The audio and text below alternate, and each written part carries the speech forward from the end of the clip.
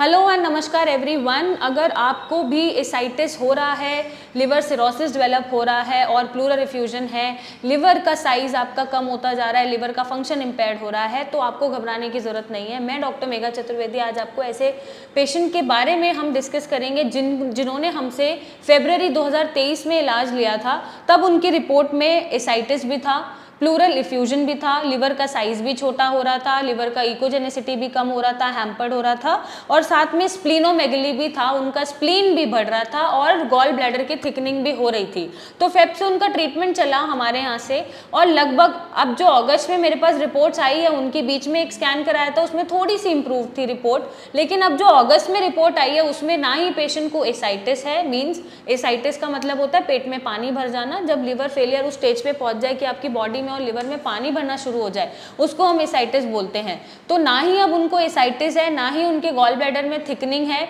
Liver का size normal हो चुका है और जो स्प्लीनोमेगली की मैं बात कर रही हूँ, स्प्लीन का साइज, जो स्प्लीन बढ़ा हुआ था वो भी कंट्रोल हो चुका है और ना ही अब उनके लंग्स के आसपास पानी भर रहा है। प्लूरल इफ्यूजन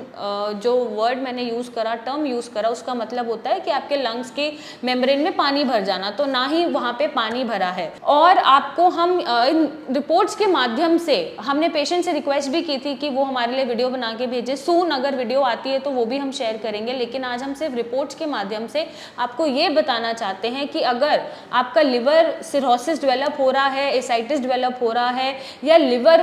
फेलियर की स्टेज बढ़ती जा रही है, कंट्रोल नहीं हो रही है, तो हम ये तो नहीं बोल रहे आपको कि हम नया लिवर लगा के दे देंगे, बट यस हम कोशिश ज़रूर करेंगे कि आपके जो कॉम्प्लिकेशंस हैं उनको हम रिड्यूस कर सकें। लिवर के फंक्शन को नॉर्मल तो नहीं कर पाएंगे, लेकिन थोड़ा बहुत भी अगर हम जो इम्पेयर्ड फंक्शन है उसको हम ठीक कर सकें, लिवर की फंक्शनिंग को हम बढ़ा सकें, तो वो हमारी दवाइयाँ मदद करती हैं। क्योंकि एक स्टेज के बाद जब लिवर फेल हो चुका है, एंड स्टेज लिवर फेलियर पे आ गए हैं, क्योंकि ये पेशेंट हमारे पास एंड स्टेज लिवर फेलियर पे ही आए थे, तो जब इस स्टेज पे आ चुके हैं तो यहाँ से क्या होगा, हम सिर्फ अपनी तरफ से कोशिश कर सकते हैं पेशेंट को बचाने की और उनको उनके हित में दवाइयाँ देने की, लेकिन पेशेंट की किस्मत क्या है और उनके साथ क्या हो रहा है वो पेशेंट का रिस्पॉन्स ही बताता है। तो अगर आपका फाइब्रोसिस डेवलप हो रहा है या सिरोसिस की इनिशियल स्टेज है तो आपको घबराने की ज़रूरत नहीं है। यहाँ से हम रोक सकते हैं कि एंड स्टेज लिवर फेलियर तक आपका लिवर ना जाए, आपका लाइफ स्पैन बड़ा हो जाए